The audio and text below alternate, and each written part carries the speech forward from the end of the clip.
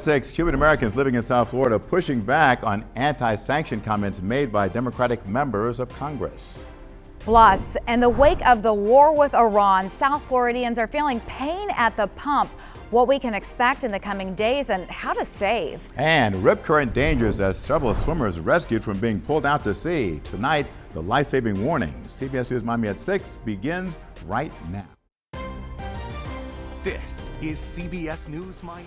And off the top at 6, CBS News Miami committed to covering Cuba. And tonight, members of the Cuban American community in South Florida say they are irate about a recent visit by 2 Democratic members of Congress to Cuba.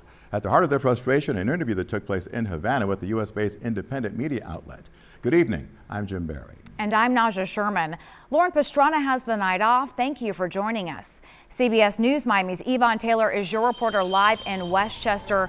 And Yvonne, this all boils down to what was said about sanctions in Cuba. Jim and Nasha, this is the first delegation of U.S. legislators who in fact visit Cuba since the Trump administration imposed those sanctions, oil sanctions specifically against the communist island. Evidently, the comments from those members of Congress were not welcome in South Florida. Why are we doing this kind of cruelty? Congresswoman Pramila Jayapal, a Democrat from the state of Washington, posed that question during an interview with Belly on the Beast, an independent media outlet authorized to work in Cuba. She and Congressman Jonathan Jackson from the state of Illinois visited the island and described what they saw during their visit. And since January until present, the lack of fuel has created an enormous burden on the people. Lack of health care. What I believe is almost like bombing. It's like bombing the energy infrastructure. It's like an act of war because we're refusing to allow fuel to come in to power the generators to get medicines to people. I have to tell you, dumb. And that is how Andy Gomez, a Cuban expert who co-founded the University of Miami's Institute of Cuban Studies, assessed the description of the legislators' 5-day visit to Cuba.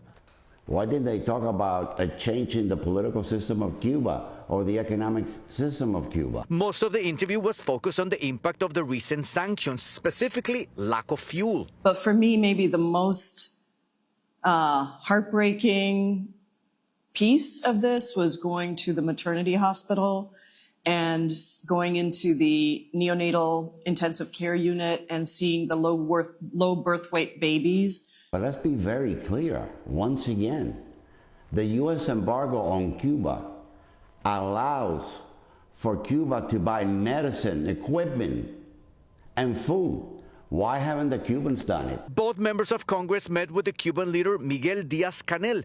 They also said Cuba was showing signs of change by releasing political prisoners. Cuban radio host Nino Perez disagreed. There are not political prisoners in that group. They don't necessarily talk to the family members of this political prisoner. Could have asked, when will the repression stop? No, that's not part of her agenda.